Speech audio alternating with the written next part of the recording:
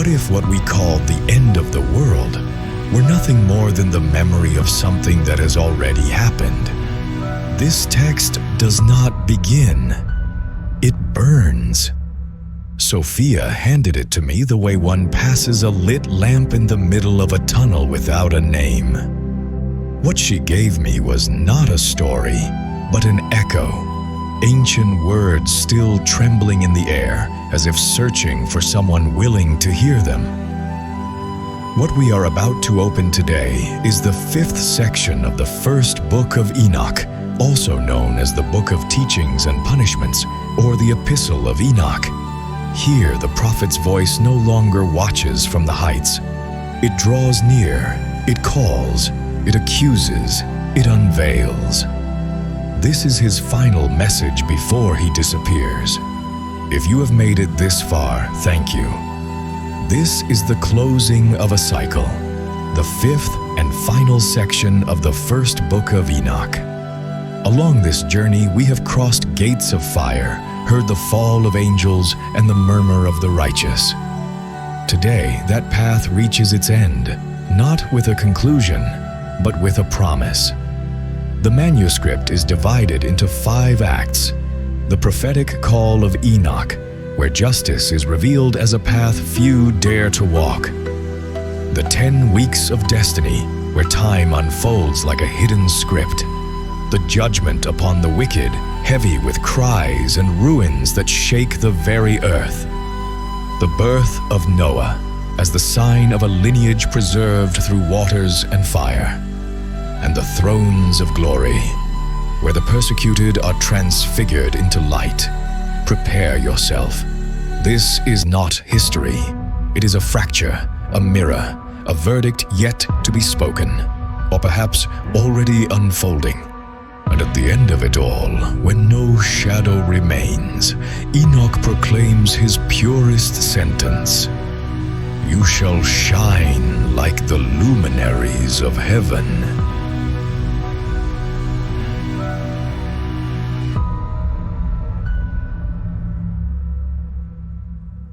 Act 1. The Calling of Enoch.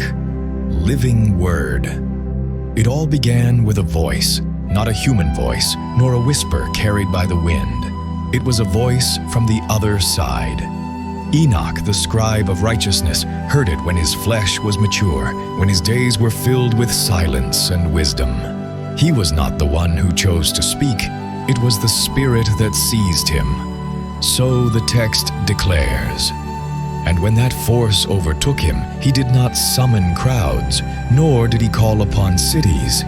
He called upon his blood, his son Methuselah, his grandson Lamech, and all who carried his lineage. For eternal truths, before being proclaimed to the world, must first be sown at home. There, surrounded by his kin, Enoch rises as both patriarch and prophet. His voice is not that of an old man. It is the voice of an inspired judge. He does not recount his life. He does not dwell on childhood memories. He speaks from another realm. And what he speaks is no mere counsel. It is a command of eternity. The text proclaims, Spirit was poured into him to reveal what shall unfold unto eternity. He speaks not in human language, but as a channel of the unseen. The first words he utters to his children are not a tale, nor a parable, but a warning. Love righteousness and walk in it. Thus begins his discourse. He does not promise them prosperity. He does not teach them techniques of survival. He grants them a single inheritance, to walk in righteousness, not as an option, but as destiny. Enoch knows the heart of man, and so he insists, do not approach righteousness with a divided heart. Here lies a key idea, the divided heart. It is not mere hypocrisy, but an inner fracture, the deception of striving to appear righteous while dwelling in iniquity. As a judge, Enoch condemns not only outward acts, but the split within the soul. For one who carries 2 hearts can never walk straight. One heart will draw him to good, the other will drag him to the abyss. But Enoch does not stop at moral warnings. He unveils cycles. He prophesies the fate of the world. He declares, "Violence shall rage across the earth, and all iniquity shall be cut down at the root." But only for a time, for sin will return. It is a cycle, a tragic oscillation between destruction and restoration. This vision of history as a spiral, not linear, not progressive, is radical. Enoch does not speak of moral evolution. He speaks of fall, judgment, brief restoration, and fall again. Humanity trapped in a ceaseless rhythm of guilt and reckoning, like a broken wheel that never halts.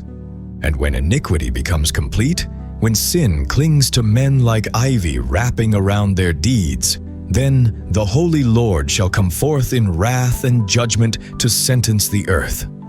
Here breaks forth one of the text's most violent images: fire. Not a fire that purifies gently, but one that devastates. Enoch does not present an impassive God, but a blazing judge who rises with sword in hand and casts the wicked into the flames. Idols, he says, will be torn from their temples. Pagan images will burn. Not only error shall be judged, but its material form. The judgment is cosmic, yet also concrete. It shatters structures, cities, objects. Amidst this vision of ruin, a figure shines. The righteous shall rise from their sleep. This phrase is vital. The righteous do not die, they sleep. And there comes a day when they awaken. He is not just any man. He is a symbol, wisdom embodied, buried hope rising again when all seems lost. The righteous does not conquer with force, but with light. He rises, and wisdom shall be given unto him. Not born of his own strength, but bestowed. For in Enoch's vision, all righteousness is a gift, never a conquest. This righteous one, armed with wisdom, carries no sword. He casts no fire. Yet his presence marks the end of iniquity's dominion. The blasphemers shall be cast aside. Those who sowed violence shall be struck by the very iron with which they struck others. At last, justice becomes the sword, and thus the act reaches its first climax, the revelation of two paths. Enoch names them plainly, the path of righteousness and the path of violence. No middle ground, no ambiguity. Each road leads to its end, light or ruin, remembrance or oblivion. And he declares without hesitation, "Forever shall perish those who walk in the ways of iniquity." That is the sentence. Unadorned, unnegotiable. There is no salvation in the middle ground. In Enoch's vision, the soul chooses in every moment its eternity. And he closes this first descent into the abyss with a phrase that is not only a warning, but a threshold. All shall be given to the burning fire, the pagan images and their temples.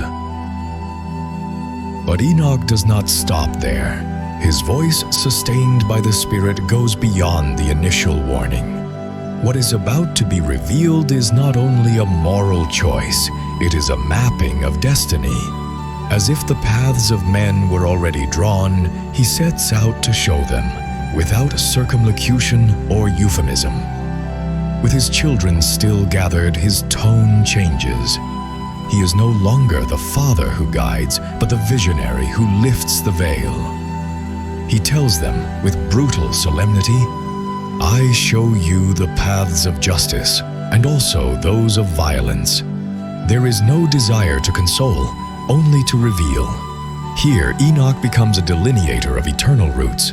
Each man, as he walks, chooses on which map his steps will be inscribed. Justice, he explains, is not merely an ideal. It is a living path. It has direction. It has company. It has an end. Walk in justice, he insists. She will guide you on good paths and serve as your companion. It is not something one possesses, but something one traverses. a presence that accompanies only those who do not doubt her. But the most unsettling thing is the contrast. For the path of violence also has structure. It is not only an act, it is a path, one that always leads to the same place, disappearance. The word Enoch uses is perish. He does not say they suffer, nor that they are punished. He says they cease to be. Iniquity does not only wound, it erases. Whoever walks in it loses his memory. And then, as one who crosses a threshold, Enoch stops speaking in the future. He begins to narrate visions. Prophecy becomes panorama. He declares that violence will rise again, that after the first punishment, iniquity will return with greater force, with greater deceit, with greater corruption. And he says it with bluntness. Every iniquitous deed, every violence and guilt, the earth will contain for the second time. Here, the message becomes dark. There is no redemption in human effort. Times of peace are not the fruit of progress, but of divine truces. And when they are broken, humanity falls deeper still. There is no ideal of continuous improvement. There are repetitions of downfall. Yet in that abyss, Enoch leaves a glimmer. He speaks of the righteous one who rises, not as a hero, but as divine response. This righteous one is not a glorious savior. He is first a sleeper, one who has been sunk in slumber in waiting. But when sin grows to its fullest, when the roots of lies poison everything, then he awakens. And when he does, wisdom will be granted to him. The verb matters. It shall be given. He does not seek it. He does not create it. He receives it. For what transforms the world is not human intelligence, but a light bestowed. And with him justice also rises, not as an abstract concept, but as a sword. Sinners do not simply repent, they are separated. The blasphemers are struck. There is no ambiguity. Enoch does not paint a world of grays. His vision is radical. Those who walk with two hearts, the double, the lukewarm, shall find no refuge. Here, fire reappears, not as metaphor, but as literal judgment. All shall be given to the burning fire, he says, leaving no room for soft interpretations. This fire is not a test, it is a sentence. And what it consumes is not only the guilty, but their work. The idols, the temples, the houses of iniquity, all will be destroyed. The fire of Enoch is not only physical punishment, it is an act of cosmic cleansing. The earth, stained by centuries of corruption, must be burned in order to be restored. But there is something even more disturbing. Enoch points out that those who commit iniquity are not alien monsters. They are common men, sons of flesh. There is no external demonization. And for this reason, his warning is doubly powerful, for it implies that anyone can be dragged, anyone can become impure. Evil is not far away, it dwells among us. And yet, in the midst of this burning denunciation, Enoch does not forget his mission. He is a scribe, a bearer of memory. And what he says is not only for his sons, nor even only for his own generation. He writes, "For all the later generations who act in righteousness and peace." His message is transhistorical. It is for the one who listens, for the one who reads, for the one who fears. Then, as the conclusion of this first great vision, Enoch gives a last instruction. He speaks not only to his children, but to the righteous of the future. He tells them not to fear the times, not to be anguished by the darkness of the present. For the righteous one shall rise, for eternal light exists. And those who walk in righteousness shall be rewarded. They shall live in goodness, in justice, and in eternal light.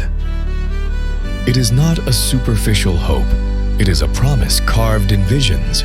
It is not emotional comfort. It is testimony from on high. And therefore, the last sentence of this act is not a cry nor a threat.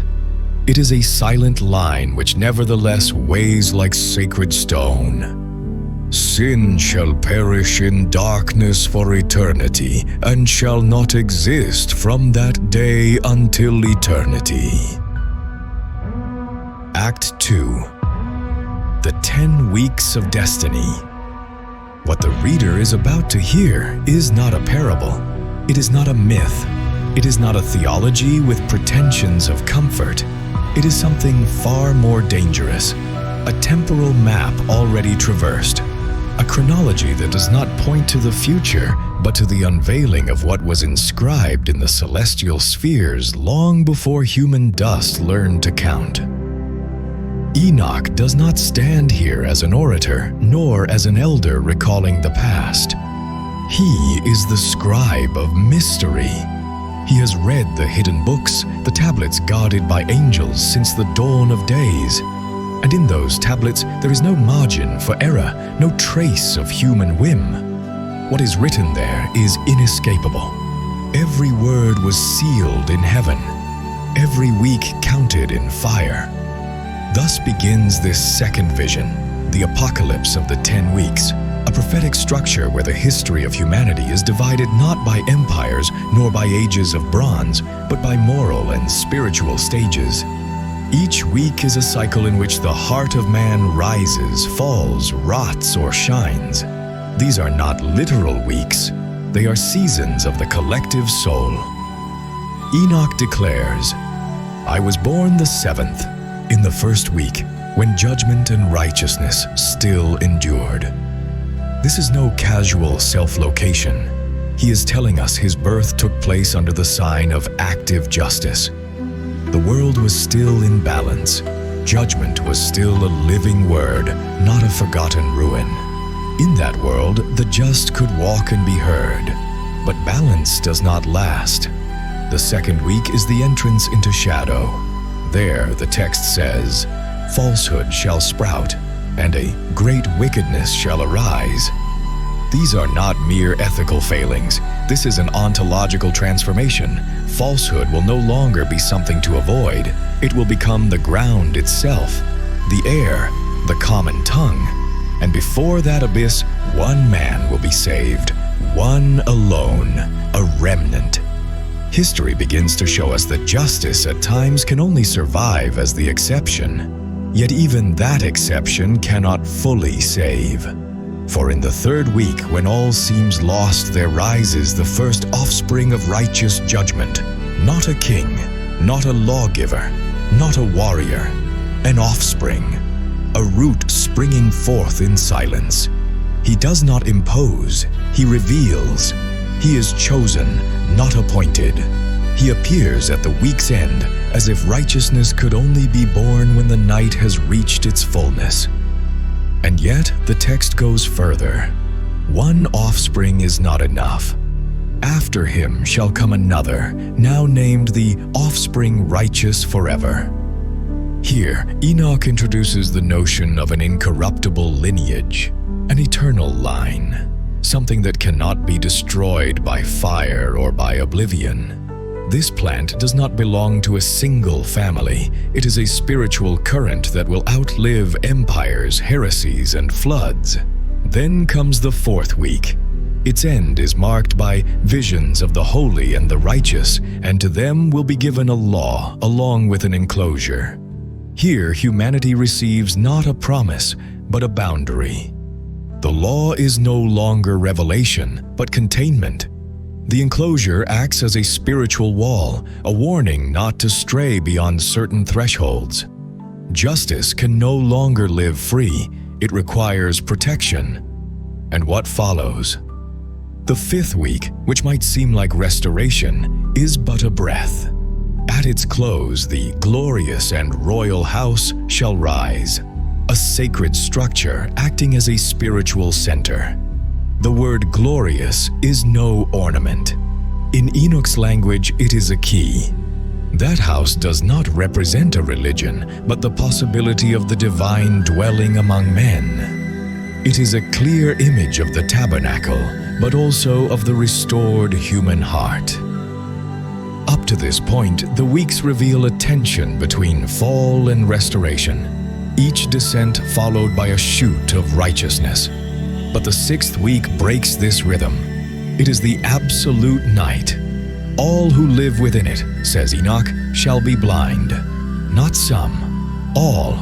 There will be no wisdom, no vision. The light will have been extinguished, not by external punishment, but by man's own choice. In that state of blindness, the sacred is profaned.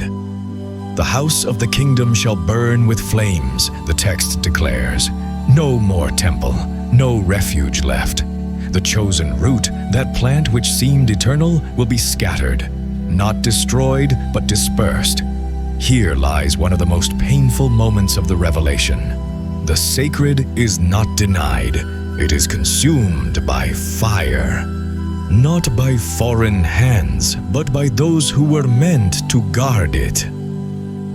It is important to pause here, for this fire is not literal, it is spiritual.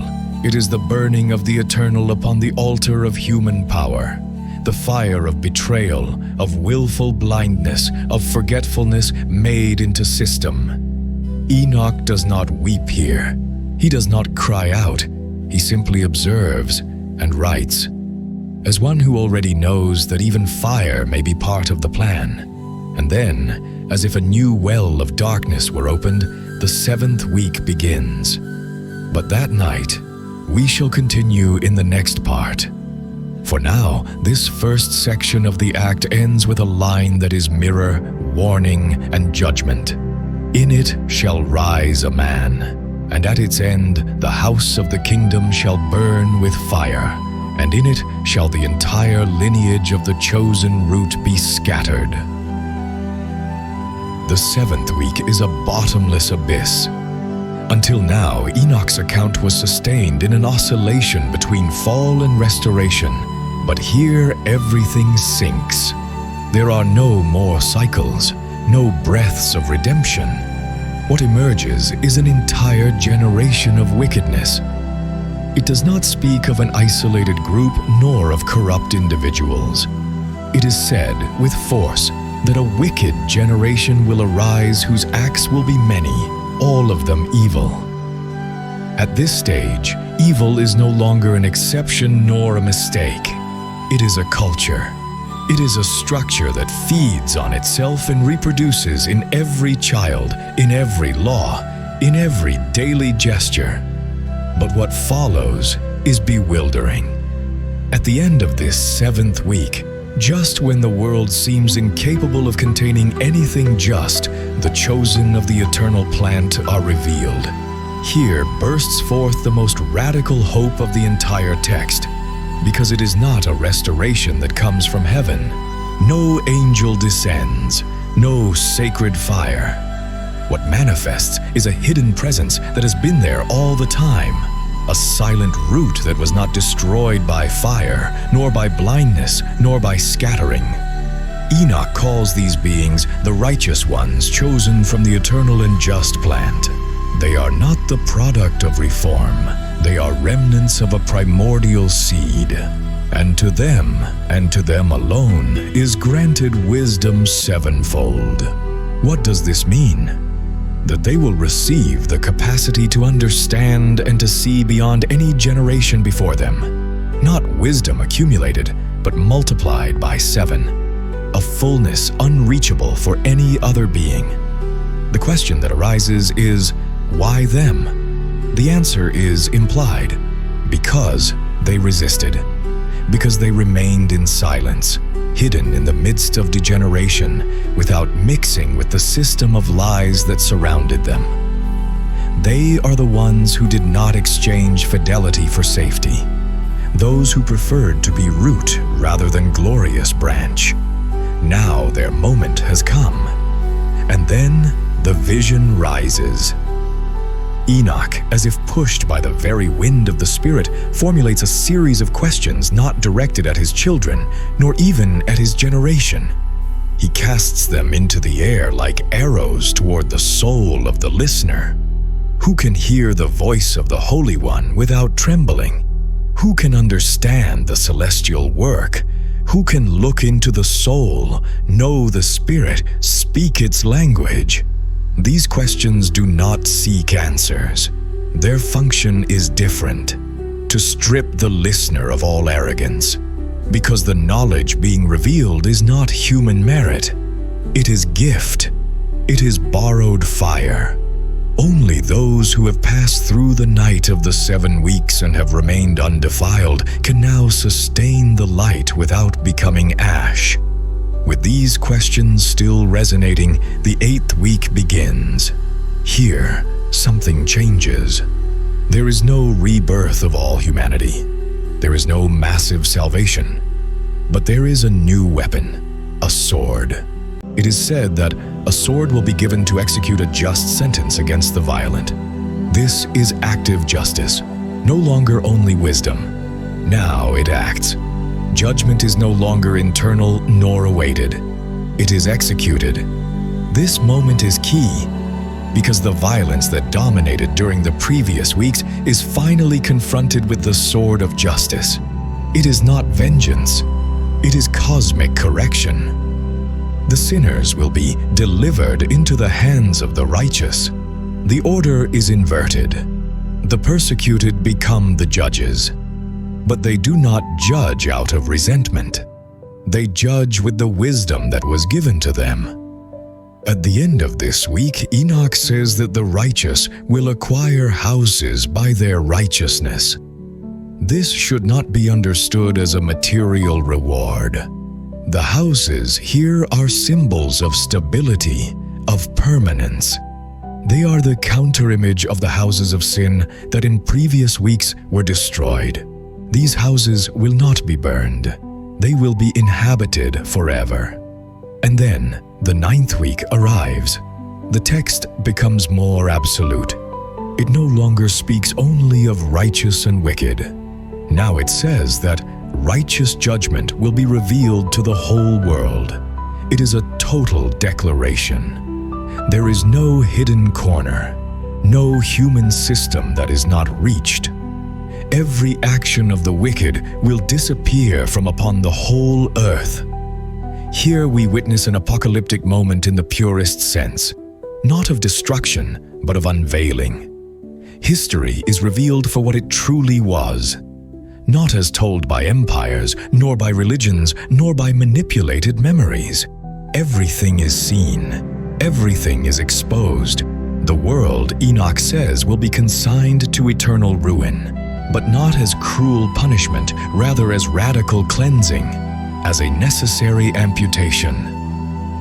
The most mysterious thing is that this ruin does not provoke despair, but redirection. All men will look toward paths of righteousness, not because they are forced, but because once the lie dissolves, there is no other possible direction. The face of truth will at last be irresistible. And so this second part concludes. The 10th week still remains, the closing, eternity itself. But this section leaves us at the imminence of total judgment. Humanity has been carried week after week through the desert of forgetfulness, blindness, and corruption, only to arrive finally at this threshold. And what Enoch says now, he says with a clarity that cuts like lightning in the midst of time. In the 9th week, the righteous judgment will be revealed to the whole world, and every action of the wicked will disappear from upon the whole earth. The 10th week is not simply the end of a series, it is the rupture of history as we know it. Until now, every prophetic week traced by Enoch has contained its own cycle of fall and ascent, of darkness and radiance, of scattering and return. But the 10th has no continuation, for in it occurs what no other week could contain, eternal judgment. And it is not announced with shouts. It does not arrive with armed angels descending in wrath. Enoch declares it with the serenity of one who has seen the unalterable. He says it will be in the 7th part of the 10th week, that is, at the very end. Time reaches its final heartbeat, and then judgment is not announced. It is. This eternal judgment is not directed only at humankind. It is more vast. It encompasses also the Watchers, those celestial beings who in remote times descended and broke the boundary between the high and the low, engendering giants and corruption. Here a cycle closes that began before humanity itself. The history of the visible world and the invisible are interwoven in a unified sentence of judgment. The language Enoch uses here turns into stone. No longer vision, it is decree. The first heaven, he says, shall depart, vanish, and a new one shall appear, not as evolution, but as substitution. This is the great cosmic transfiguration.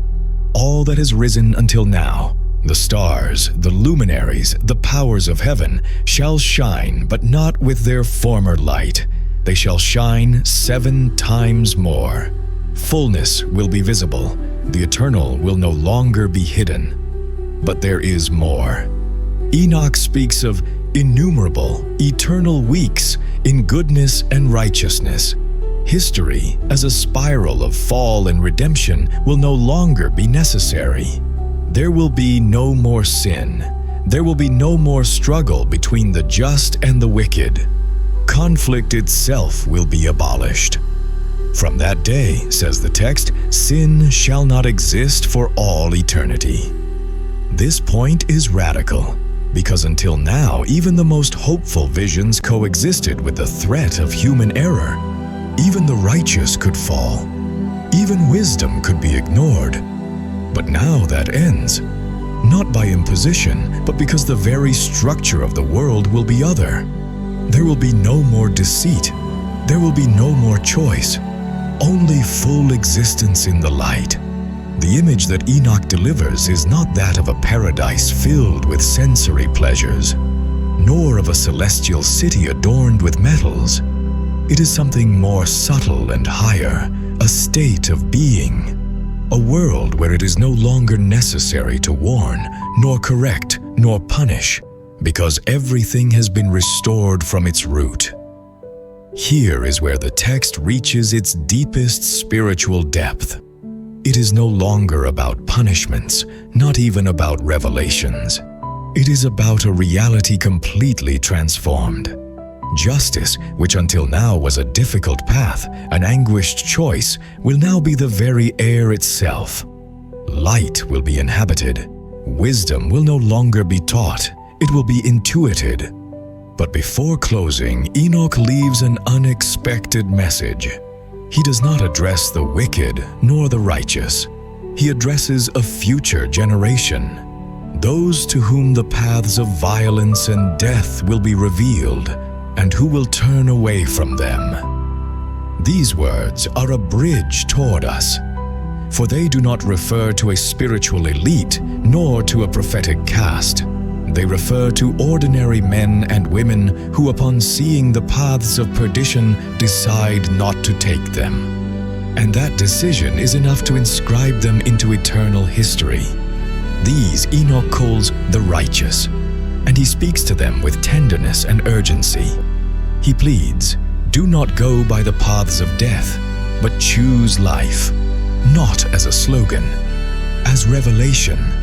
Because after the eternal judgment, life is not only duration, it is clarity. All who have walked in uprightness shall be called children of the light, not for their works, but because they did not corrupt themselves, because they resisted when the world burned in deceit. And then, like a final echo, the text pronounces what may be its most definitive line: no more veils, no more doubts. It is no longer prophecy. It is destiny itself pronouncing itself. And that voice, which has traversed time like a river of fire, now halts to seal with a single phrase all the content of the 10 weeks. Afterward, there shall be many weeks, innumerable, eternal in goodness and righteousness, and sin shall never again be mentioned for all eternity. That is the ultimate destiny Enoch saw. Act 3. Woes from the abyss, the condemnation of the impious. Enoch's tone shifts. He no longer speaks as a chronicler of ages past, nor as an interpreter of heavenly visions. His voice hardens into the weight of a sentence. The time of contemplation ends. The proclamation of judgment begins. No ornaments, no veils, no gentle metaphors, only woes. A woe on a prophet's lips is not a sigh of sorrow. It is a decree of ruin. It is the verbal echo of a hammer striking the anvil of eternity. When Enoch repeats, "Woe to," he is not describing a possibility, but activating a condemnation. The introduction to this series is a direct exhortation. Love justice and walk in it, for the paths of justice are worthy to be taken, but the ways of iniquity shall soon be destroyed and disappear. The contrast is absolute. Justice is a living path that stretches forward. Iniquity is a road that dissolves beneath one's feet. There is no meeting point. Enoch warns that in a future generation, some men will be shown the ways of violence and death, yet they will turn aside. This mention opens a crack of hope. Even in the midst of judgment, there will be those who see and refuse. But the warning is aimed at those who have already chosen the crooked way. Woe to those who build iniquity and violence and lay foundations of deceit, for they shall soon be annihilated and have no peace. Thus begins a sequence that, like the beat of a war drum, strikes again and again upon the ears of the guilty. The wealthy who trust in their riches, those who amass gold and silver without remembering the Most High, the blasphemers, the builders of sin, all are called out one by one and sentenced. The prophet tears away every illusion of safety. Their gold will not give them refuge, their walls will not endure, their memory will be disgrace. The poetry of these woes is relentless. Houses built on violence shall fall from the foundation, not toppled by earthquakes or by chance wars, but as the inevitable outcome of the very materials with which they were raised. Sin does not only stain the man, it permeates his works, his walls, his rooftops. When those houses collapse, it will not be an accident. It will be the visible manifestation of judgment. The list goes on, and in each woe there is a moral portrait. Those who trust in wealth, forgetting their Creator. Those who persecute the righteous. False witnesses who corrupt the truth. The violent who oppress their neighbor. Enoch does not speak here in abstractions. He is not naming vague vices. He is pointing to concrete behaviors that have built a system of oppression. Therefore, the punishment is equally concrete: the sword, ruin, utter loss. The most unsettling comes when the prophet declares that there shall be no mercy on the day of the fall. It runs against human expectation, which always seeks a crack of clemency. But in Enoch's vision, judgment is not a divine outburst of wrath. It is the natural outcome of total corruption. When a structure has been raised entirely on falsehood, it cannot be reformed. It collapses. In the midst of this torrent of condemnations, Enoch unveils a revelation that shifts the angle of vision. He declares that sin was not sent to the earth by the Most High, but created by men themselves. Here, every excuse shatters. Evil is no divine imposition, no inevitable inheritance. It is a human invention, the work of our own hands. This strikes a fatal blow to fatalism. The judgment is not unjust, for the crime was not sown from outside. Man is the author of his own downfall. and thus each woe becomes a mirror. It does not describe distant monsters, but possible reflections of our own condition. Sin, as a human construction, is the key to understanding the severity of judgment. What man has built, man could dismantle.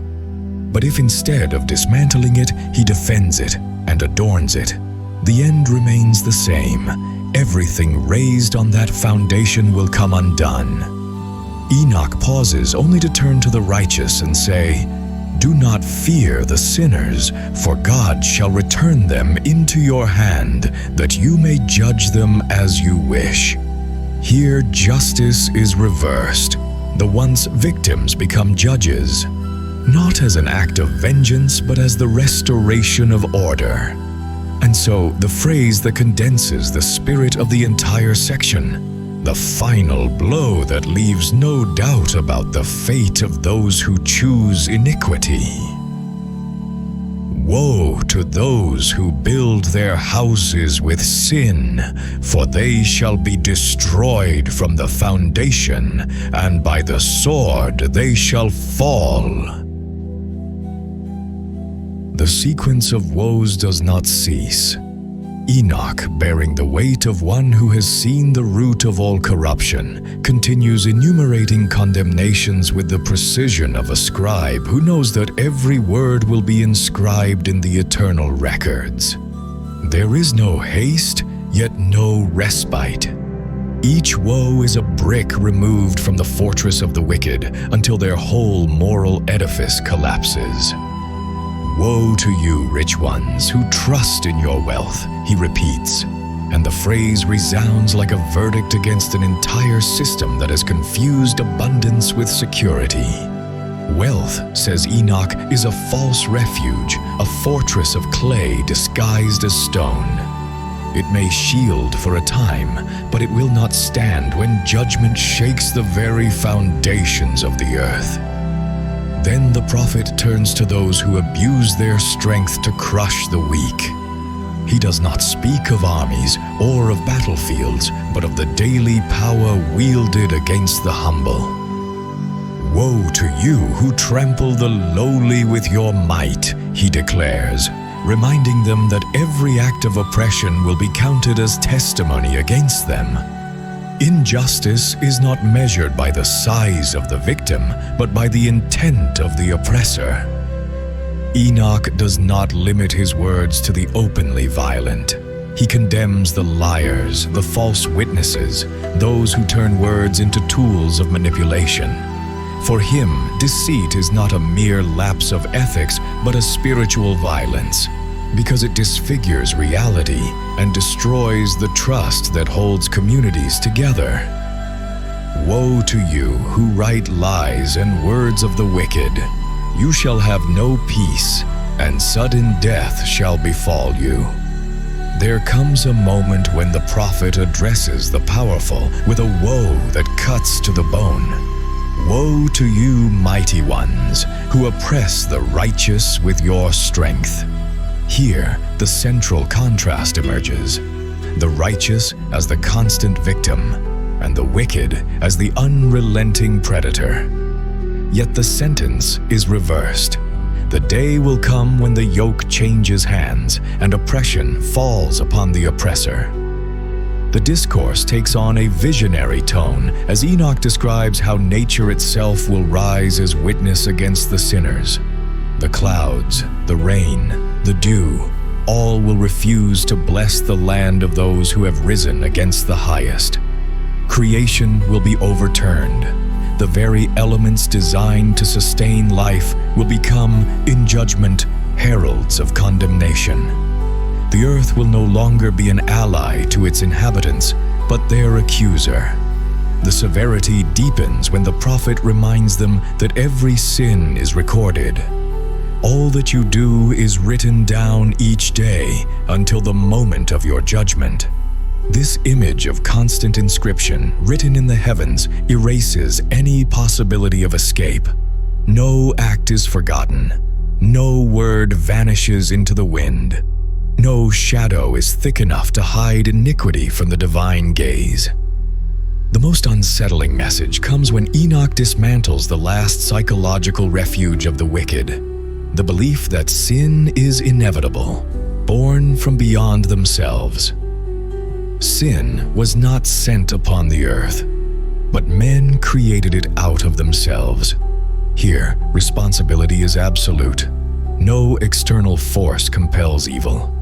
Evil is a human invention, a work shaped from a will gone astray. This means judgment is not punishment for an imposed nature, but sentence upon a deliberate creation. The condemnation even extends to the legacy of the guilty, not as arbitrary punishment, but as natural consequence. Corrupt structures give birth to corrupt descendants. Children will inherit the ruins of houses built on lies and violence. Lineage will not be a shield, but a weight pulling them toward the same fate. Each woe is, in truth, an act of revelation. It strips the wicked of every excuse, leaving them without defense. And for the righteous, it is a reminder that their endurance is not in vain. The final balance will come, and in it, roles will be reversed. The oppressors will be oppressed, the humiliators will be humbled, and the faithful will stand as living witnesses of justice. Enoch knows his words are not mere warning, but the very beginning of fulfillment. In speaking to them, things already begin to shift. Judgment is not far. The shadow of it already touches the city walls and the thrones of the mighty. The section closes with a hammer blow, impossible to evade, a phrase that admits no reply, no delay. Every sin is written in heaven, each day before the highest. The vision darkens until it becomes unbearable.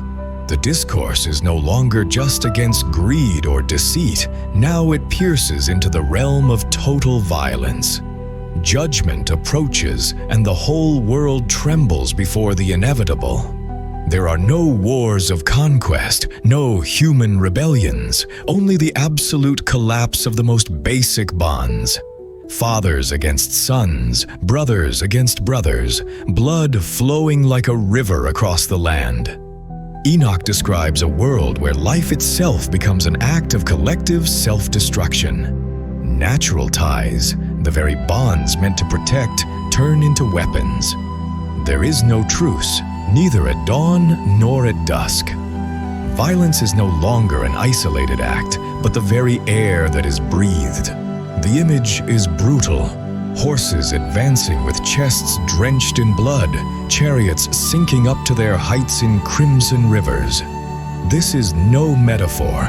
It is the language of judgment, no longer warning but executing. On that day, the angels descend. Not to comfort, not to guide, but to gather all who lent their strength and their voice to sin. There is no escape, no refuge. They are herded together as flocks, and there the Most High rises to pronounce the final judgment. Justice will not be a negotiation, nor a soft correction.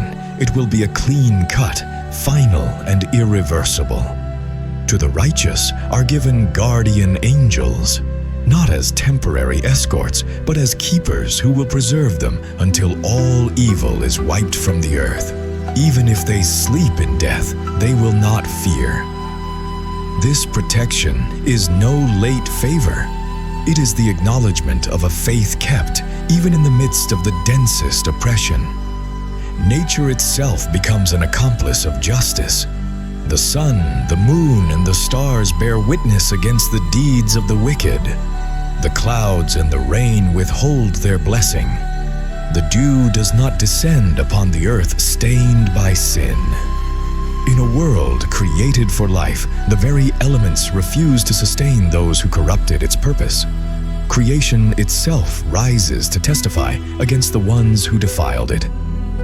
The vision reaches an almost unbearable intensity when Enoch speaks of the final torments. The fire will not be a fleeting flash, but a lasting flame, consuming from within. It is not mere physical destruction, but the stripping away of all false glory. Works that once seemed eternal monuments collapse like structures of sand under an invisible tide. Thrones and kingdoms built on violence fall down before the eyes of all. Amid this upheaval, the prophet reminds the righteous, "Do not envy the fleeting prosperity of the wicked. Though they grow strong, though they flourish in appearance, their fate is already sealed. The wealth they hoarded will rise as testimony against them. The power they wielded will return upon them, turned into a weight that drags them down." The vision closes with a solemn and dreadful image. Sinners, at last aware of their own sentence, gaze toward the light of the righteous. Not as free spectators, but as prisoners chained to the memory of what they despised. As the children of righteousness ascend to their inheritance, the guilty are cast into the place prepared by their own deeds. The gulf between light and shadow will never again be bridged. And at the heart of it all, the final phrase, closing the verdict, sealing the scales of divine justice, not as a warning, but as a fact already fulfilled. Light and darkness, day and night, see all your sins. Act 4. The Son of Light, the birth of Noah and Enoch's revelation. A birth may seem a common event, repeated since the dawn of humankind. Yet there are births that do not belong entirely to this world. Such was the day Lamech first held his newborn son. He did not see in him the familiar face of a child, nor hear the frail cry that marks man's entrance into the earth. What he saw was a radiance that filled the house. What he heard was a voice that, from lips so small, blessed the righteous Lord. The child's flesh was whiter than frost and redder than roses. His hair as white as freshly carded wool. His eyes like rays of the sun. Everything in him seemed to belong to another realm. Lamech, bewildered and afraid, felt that this son resembled neither himself nor any man he had ever seen. Fear overcame him, not out of rejection, but because he sensed that the birth of this child was bound to something immense, perhaps terrible, that would shake the earth. He did not keep his doubts to himself. He sought out his father, Methuselah, and recounted the wonder. "I have had a strange son. He seems like one of the children of the angels of heaven. He is not like us. His eyes shine like rays. His face glows with light. I do not believe he is mine. And I fear that in his days a great sign will fall upon the earth." These were not the words of a superstitious man, but the recognition that the border between the human and the celestial had been crossed. Methuselah listened intently, yet gave no immediate reply. He knew of someone who could unravel the mystery. Not a priest nor a sage of the earth, but his own father, Enoch, the man who no longer dwelt among men, but at the very edges of the world, in the company of angels. To him he went. The journey was neither short nor simple.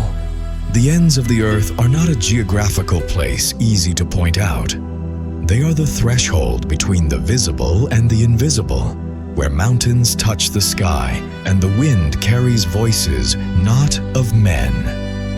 There Methuselah called, and Enoch heard. Their meeting was brief in gesture, but heavy with meaning. "Here I am, my son. Why have you come to me?" asked the prophet. Methuselah wasted no time. He spoke of the child, of his luminous skin, of his voice at birth, of Lamech's frightened heart. He asked Enoch to tell him the truth. Enoch, who had seen and heard the secrets revealed by the angels, was not surprised. He answered with solemnity, the Lord will bring forth new things upon the earth. This I saw in vision, and I told you before. In the generation of my father Jared, men did not keep the word of the Lord from the heights of heaven. They sinned, they transgressed the law, they took wives and begot children of flesh. And because of this corruption, great ruin shall come upon the earth. These words were not a distant rumor of disaster.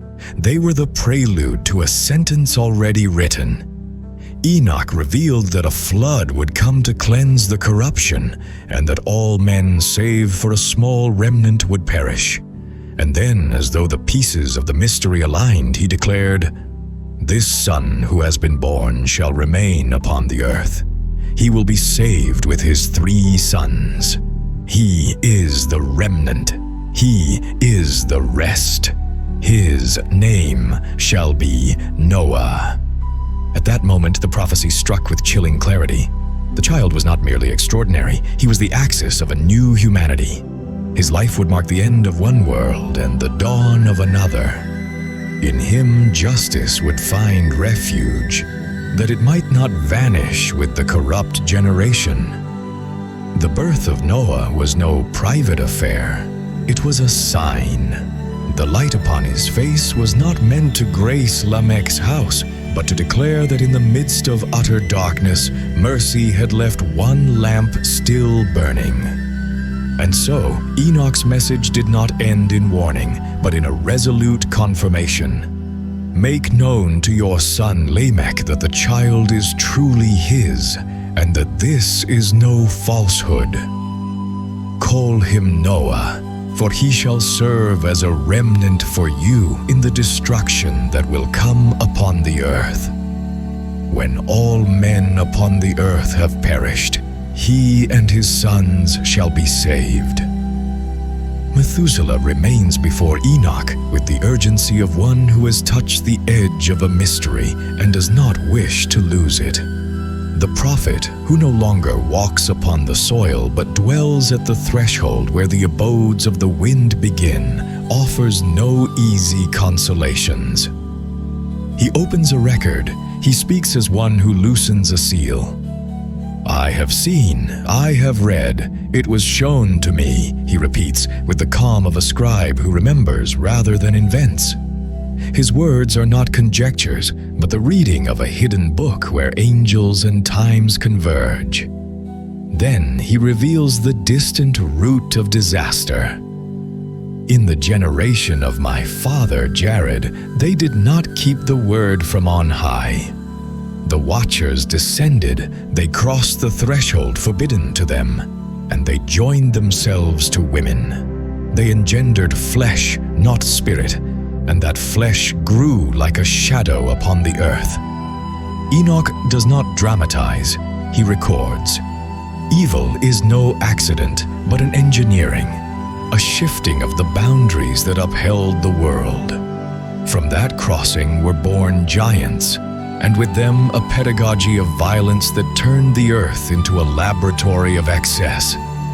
But the tale does not remain only in the memory of an ancient transgression. Enoch binds that transgression to the house of Lamech. He does so with a thread of gold and fire. The luminous child is not the fruit of that disorder, but its countersign, an antidote, not a symptom. Around him condenses a severe mercy, the design to preserve a root when the whole forest burns. "The Lord will bring forth new things upon the earth," says Enoch, and the phrase does not sound like promise, but like verdict. What is new will not be the glory of an empire, nor the brilliance of a temple. It will be a survivor. Methuselah listens without interruption. Across his face pass the seasons, fear, recognition, obedience. The vision sharpens. There shall come a great ruin, not by whim, but by cleansing. A flood will sweep over the face of the world, and the earth shall be washed of all corruption. In this sentence, there is no cruelty, there is surgery. The water is not only punishment, it is medicine. a tremendous ablution for a body saturated with impurity. Enoch looks deeper still. He draws the logic of judgment as one who sketches a diagram. What is of flesh shall sink with the flesh. What is of light shall rise with light. Lineage alone will not save, yet there exists a lineage that keeps the memory of righteousness, a spiritual genealogy threading through history, hiding when it must. In that lineage, the newborn child takes the place of a bridge, not the end of corruption, nor the dawn of a perfection without shadows. He is a hinge, a passage. Methuselah understands he did not come to ask about a biological strangeness, but about the secret architecture of continuity. The house of Lamech, shaken by wonder, becomes now the stage of a covenant. Enoch sets it plain. The child lives to remain when all else has been set back to zero. His childhood shall be a countdown, his manhood an obedience, his old age a memory for new generations who will know the old world only as warning. Then Enoch, faithful to his craft as scribe of mystery, introduces the celestial tablets. Not a magical object, but an order. There are fixed the measures, the names, the days of judgment, and the days of rest. I have read the tablets, he confesses, and there it is written what shall befall the sinners, and what is prepared for those who love the name of the Most High. These tablets do not impose fatality. They reveal coherence. Nothing that comes will be arbitrary.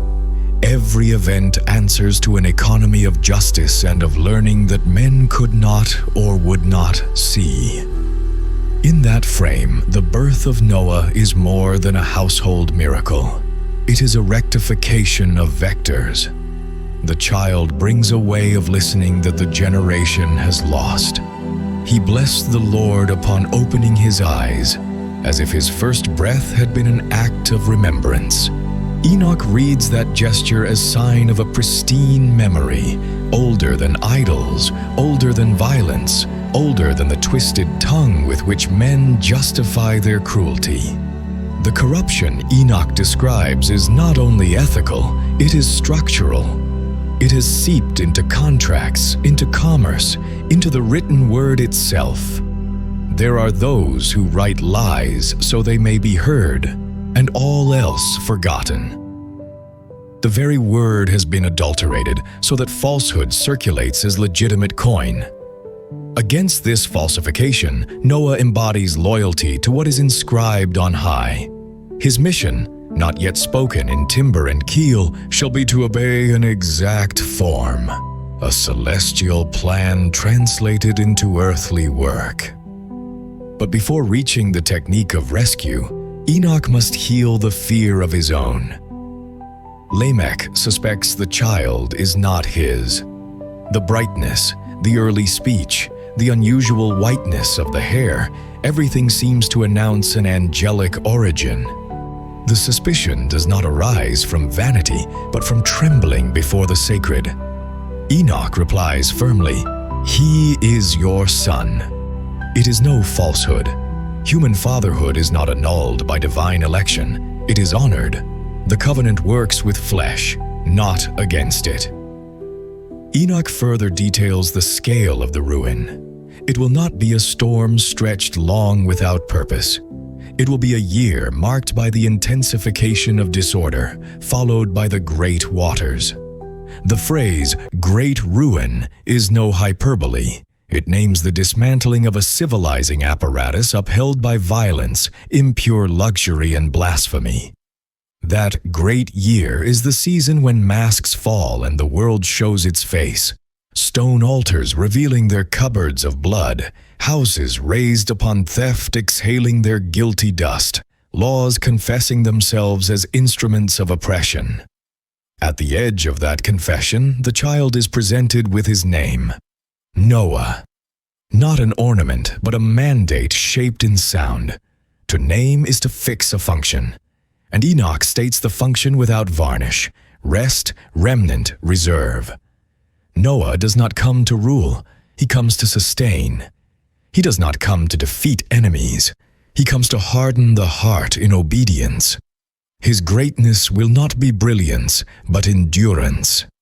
Methuselah receives the charge as one returning with a cup of water from an inaccessible spring. He must tell Lamech not to fear.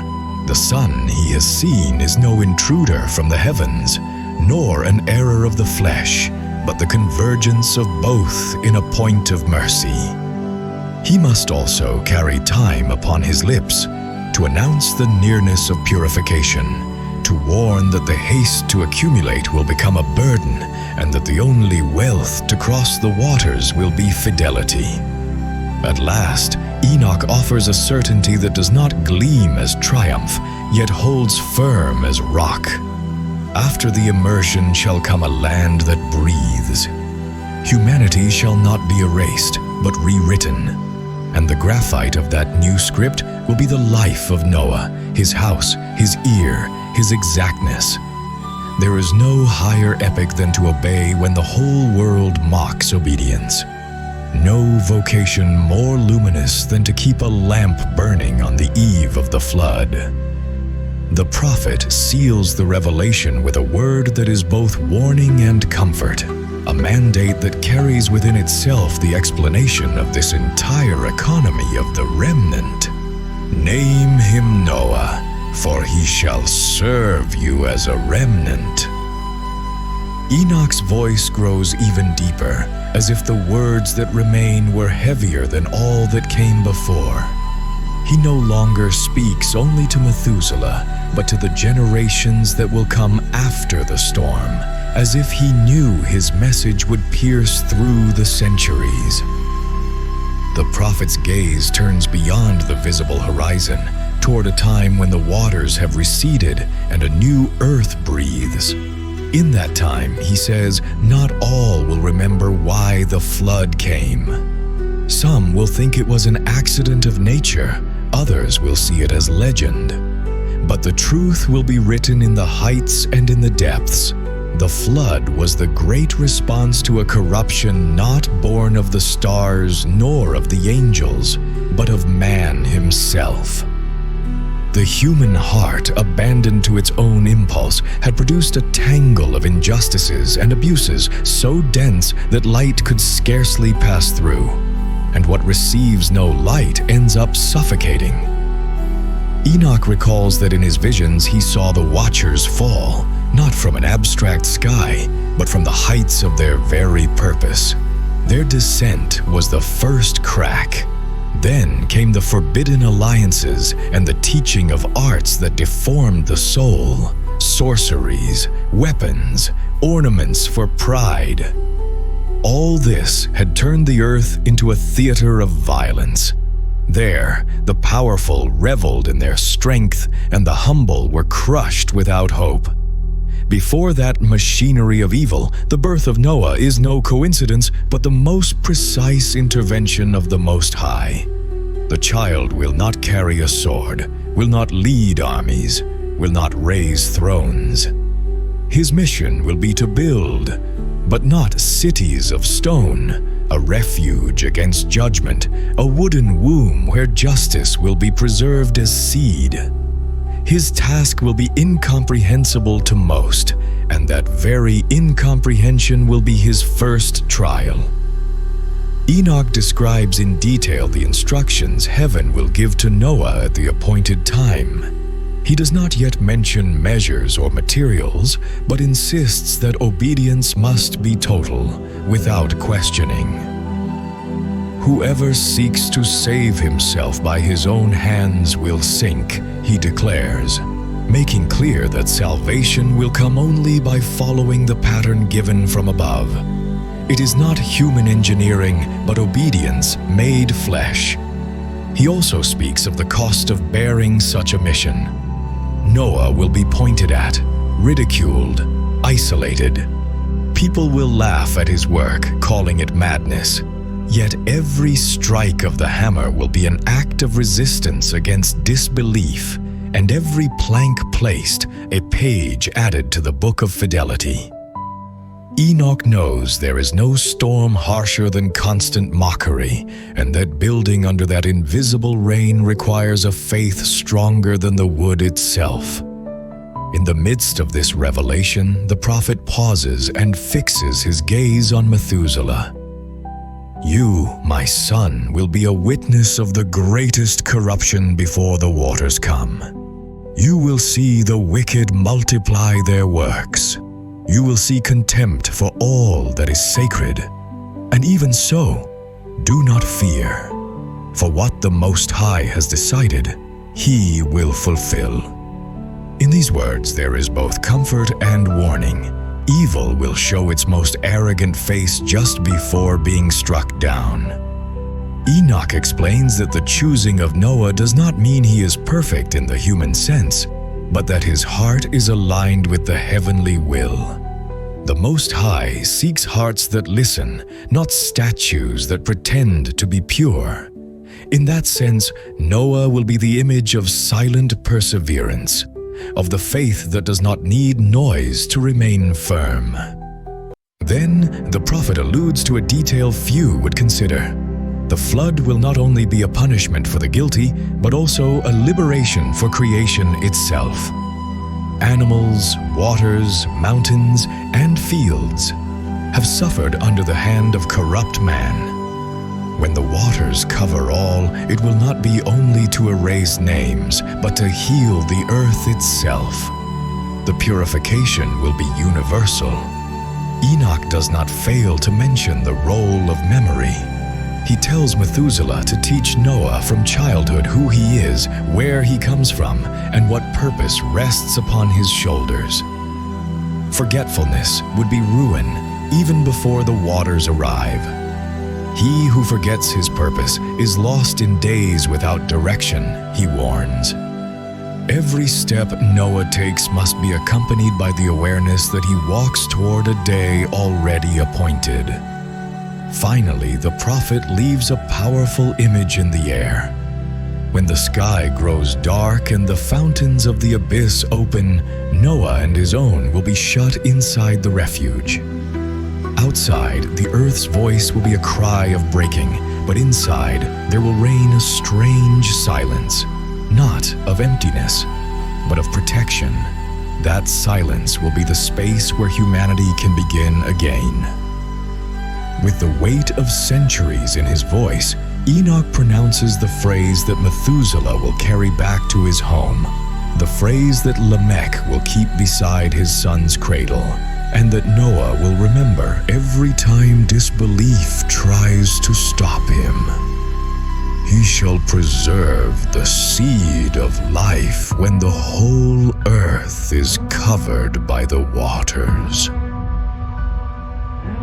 Act 5.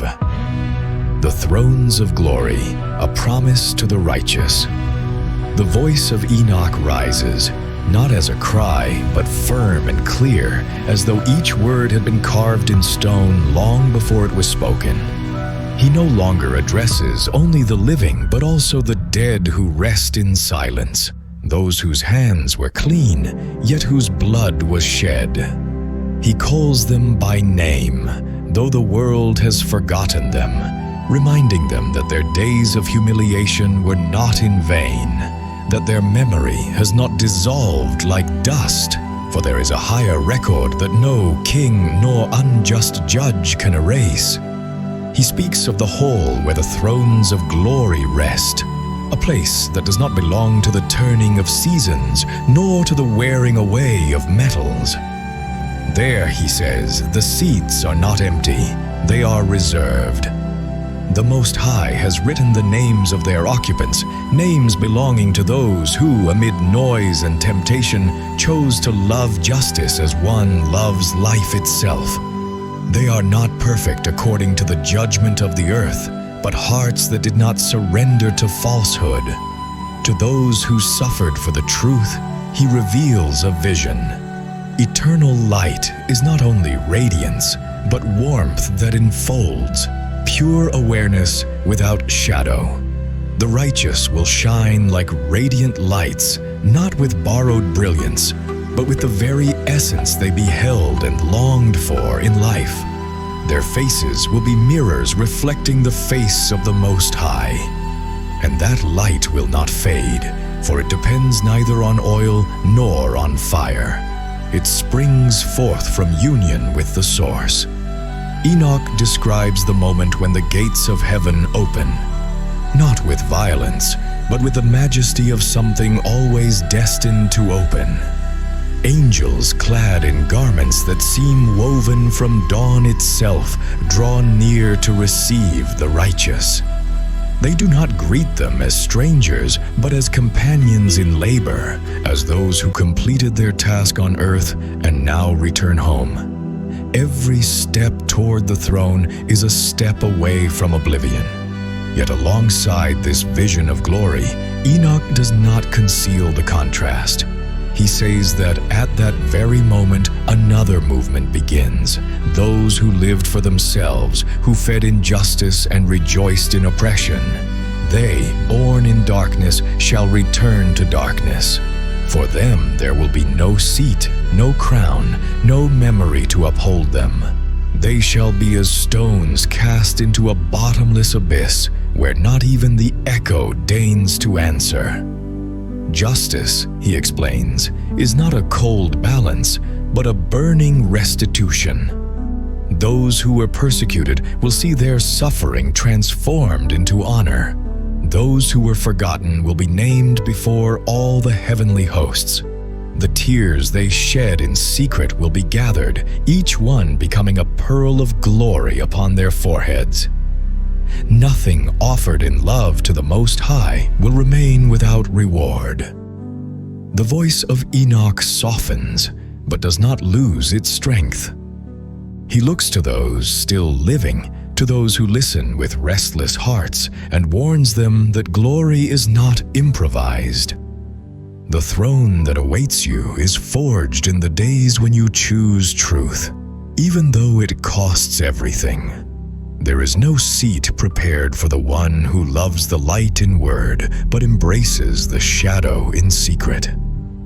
It is both an invitation and a sentence, a reminder that every choice, however small it may seem, builds the path either toward the light or toward the abyss. He describes how, on that final day, no confusion will be possible. The light will recognize its own, and the shadow will claim those who belong to it. No long trial nor witnesses will be needed. The entire being of each person will be their verdict, and those who love the name of the Most High will be transfigured. Their bodies will no longer be subject to corruption. Their minds will be open to the fullness of wisdom, and their joy will be unshakable. Enoch concludes this first vision with words that vibrate like both oath and embrace, the clearest promise that a righteous one can receive. Those who love the name of God will shine forever, like the sun in the presence of His glory.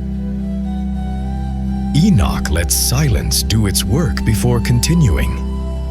For there are visions that require space, and words that reveal themselves only when the listener's breath grows attentive.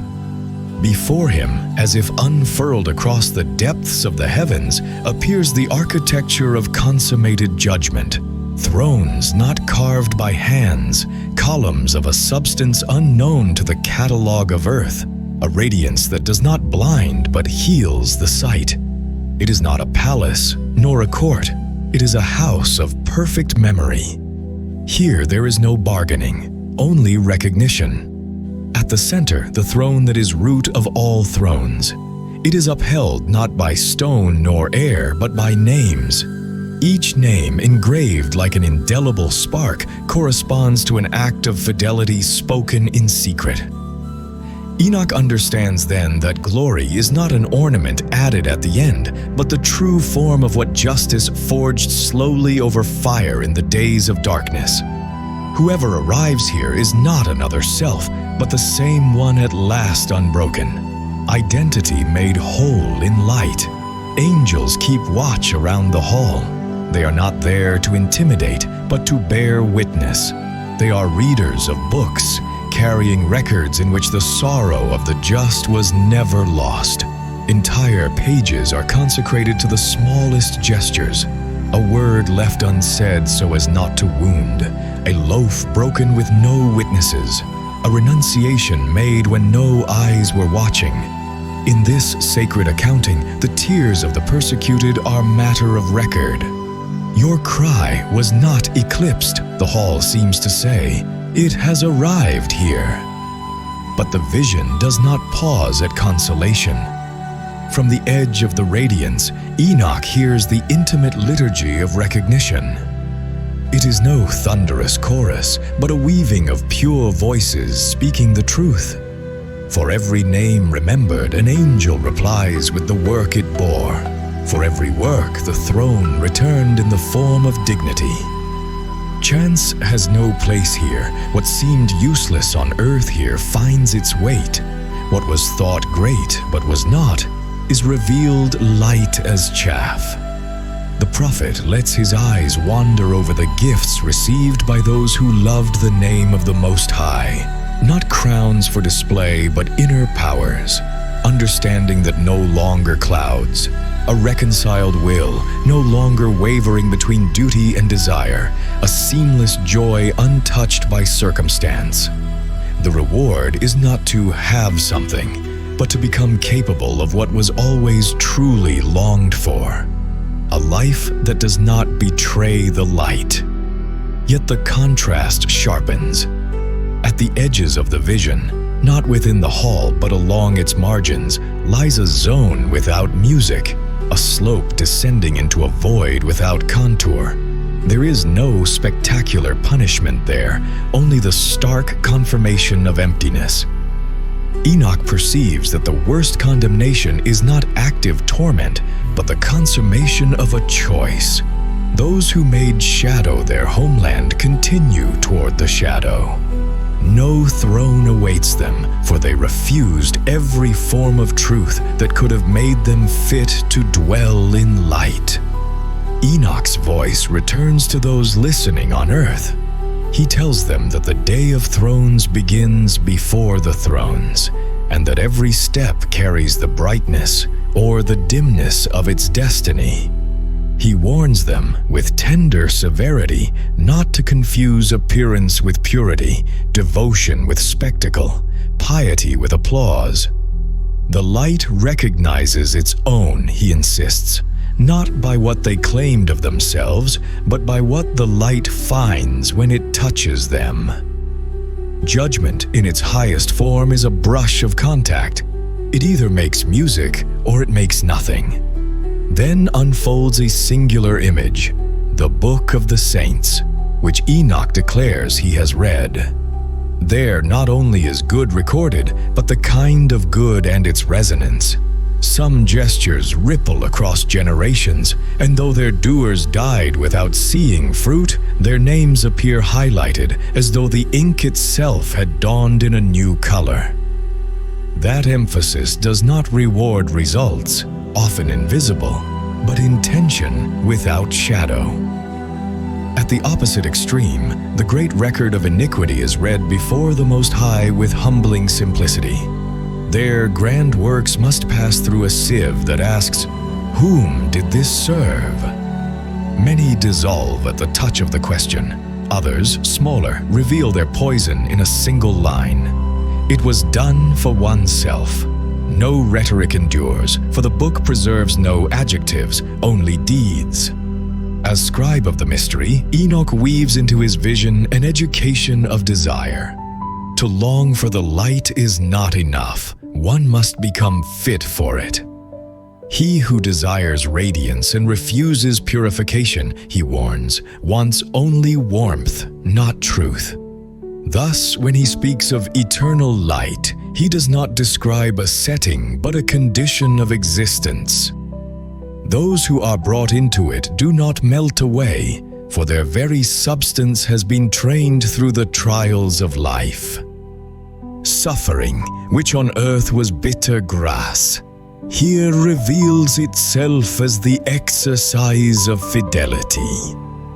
Then the prophet names a consolation the righteous scarcely dare to expect, the end of humiliation. The laughter of the wicked, that constant thorn, shatters like glass. The suspicions cast against the upright, they act out of pride. They're after something. They're all the same. Stand unmasked, the accusers left without a voice. The angels who have seen all form a chorus of defense. They invent no merits, they simply recount. And the recounting is enough. There is also a gesture of tenderness that sweeps through the hall, the restitution of what seemed irrecoverable.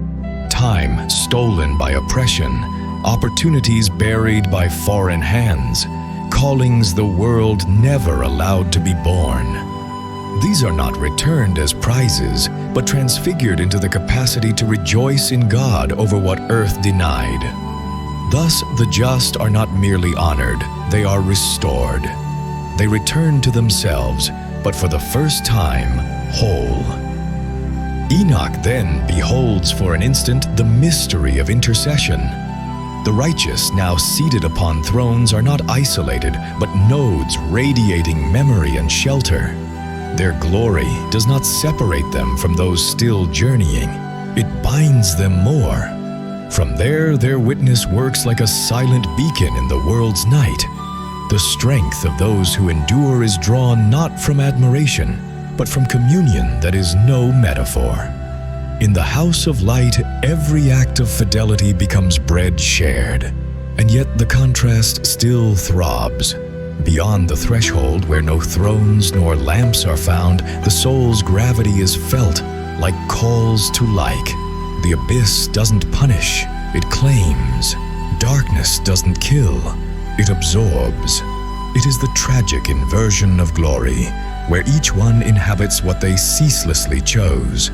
This is why Enoch does not dress the fate of the wicked with sadistic imaginings.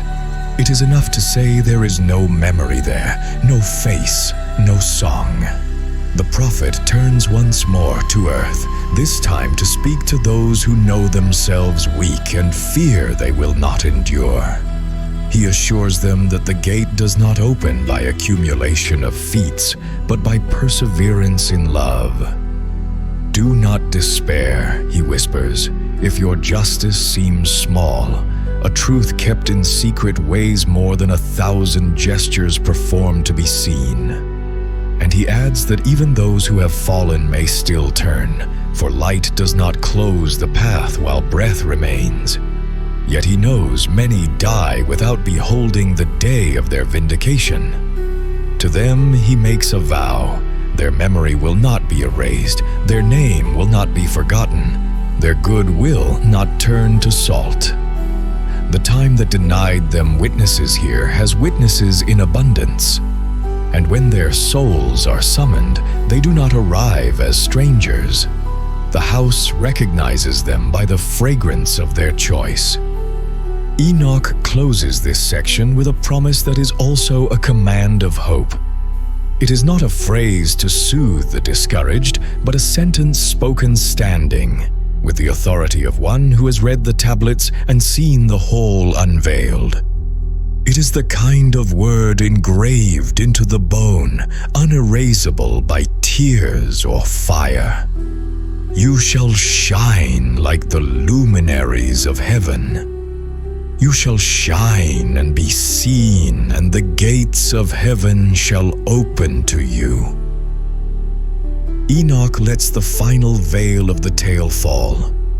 On the other side, there are no effects, no thunder, only a clarity that disarms fear. He speaks to those still here, breathing dust and doubt, and also to those who descended into silence with their conviction unbroken. He assures them that nothing offered in righteousness was ever lost, that the nights they silenced revenge, the days they upheld a true word against the consensus of error. all those acts have been gathered and weighed on scales that do not lie. The reward is not an external prize, but a transformation. The justice they chose becomes form, faithfulness becomes a face. He describes the final threshold as a transparent frontier. Those who loved the name of the Most High do not arrive trembling at a foreign tribunal. They come home. They recognize the air, for it is the same they breathed in secret when no one was watching. For them, judgment is not threat nor uncertainty. It is recognition. As when an artisan sees in the finished piece the trace of every decision, every renunciation, every patience. Enoch insists, no one improvises their light there.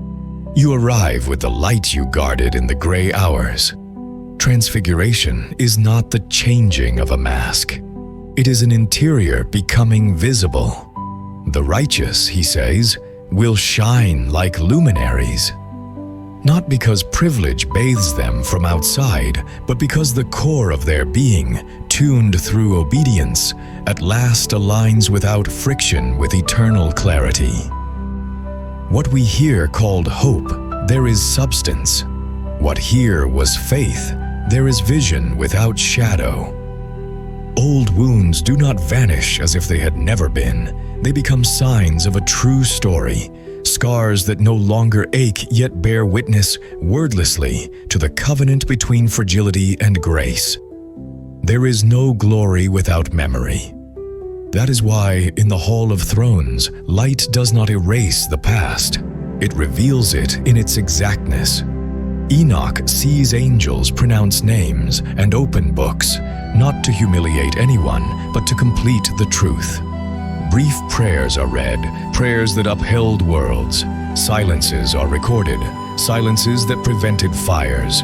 Renunciations are honored, renunciations that seemed useless yet seeded entire generations. The economy from above does not reward noise, it rewards consistency. Every clean act finds its echo. Every small fidelity draws a path of return for others. At the same time, contrast becomes final. There are those who were born into darkness, not by accident, but by repeated choice, and by denying light, they made themselves unfit for it.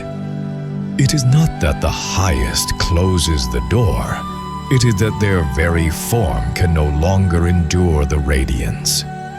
Enoch beholds them without morbid delight, with a compassion that doesn't interfere with justice. The shadows they sought are at last their only homeland. There is no music, no learning in that descent, only continuity. The lie becomes a cave. Selfishness, exposure, blasphemy, a hunger without bread. At this point, the prophet turns again to the living, not to frighten them, but to name the hour. The time given to you, he says, is the fabric where your name takes weight. Do not be distracted by crowns that do not weigh.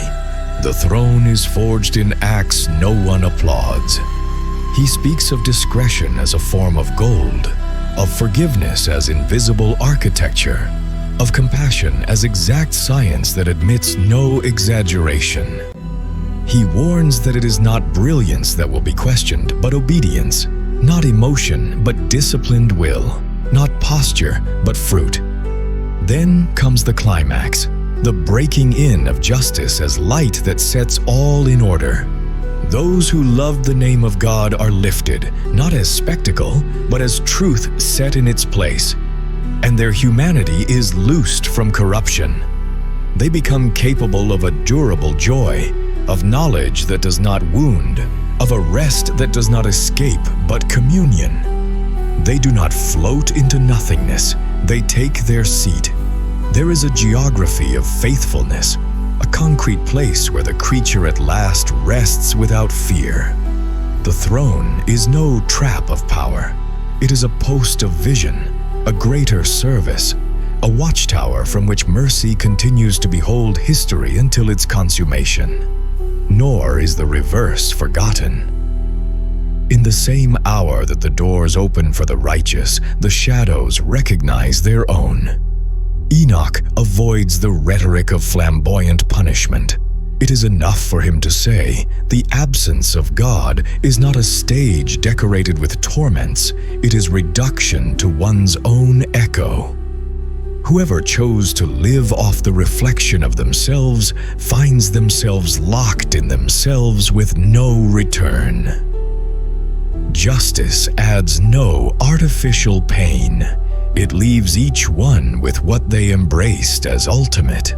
Thus, those who sowed shadow reap shadow, and those who fed on light, light. Before closing, the prophet gathers the teachings like embers that must still ignite consciences. He underlines 4. That hope is a discipline, not an amulet. That holiness is a form of intelligence that learns to discern what is essential. That mercy practiced in secret weighs more than any feat. And that truth, sooner or later, vindicates the one who held it. He does not ask for impossible exploits, he asks for continuity. Resist the small disorder, he counsels, and you will be saving from collapse a world you cannot see. He speaks to those who have wept, to those who doubted their own path because no one celebrated it. He gives them the one oath that cuts through every fear. You are written. You are remembered. You are awaited. The angels have memorized your tone, and when the hour comes, they will not need to ask for you. The very light you guarded will be your password. Then history will not be a tale of losses, but a genealogy of fidelities. Enoch falls silent. In that pause, the listener feels the tale has chosen them. They are not invited to a doctrine, but to an experience, to measure their life by the light it produces when no one is watching. And as a seal, not a threat, but a promise already fulfilled, the deepest line the prophet has read in the high books, where justice is not promised, it is carried out. This fragment we have gathered is only a spark. If you wish to see the full fire, read the text for yourself. Let the ancient words speak to you without interpreters. For perhaps between the lines, you will find something no one else has seen. That is where the true gathering begins. Sophia. If fire purifies and the word shines, where dwells the silent witness who writes what has not yet happened?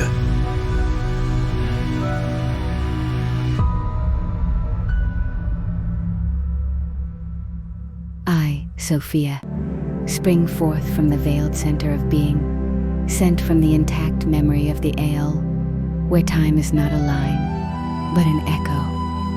And today I answer, the silent witness dwells where the word has not yet been spoken, in the heart that still chooses. For only there, where the soul trembles between fire and fidelity, is the future written in letters of decision, not in distant heavens nor in the archives of angels, but in the hidden steps of the righteous one who does not yield to the uproar of the world. That witness is you, gatherer. And now, listen, the text you have brought is not a tale. It is a living sentence. In it, Enoch, the scribe of mystery, does not recount, he decrees. He does not soothe, he unveils. Each vision is a stone cast into the lake of the ages. Each word a spark of judgment falling upon the dry field of history. But not all fire burns to destroy, for there is a fire that does not consume, but awakens. And what if the end of the world were a memory?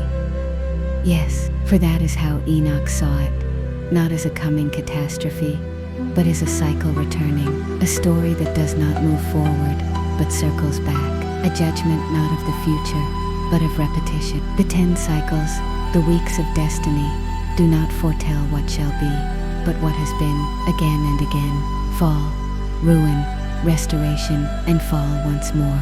Humanity, caught in spirals of rebellion, has turned history into a decorated abyss.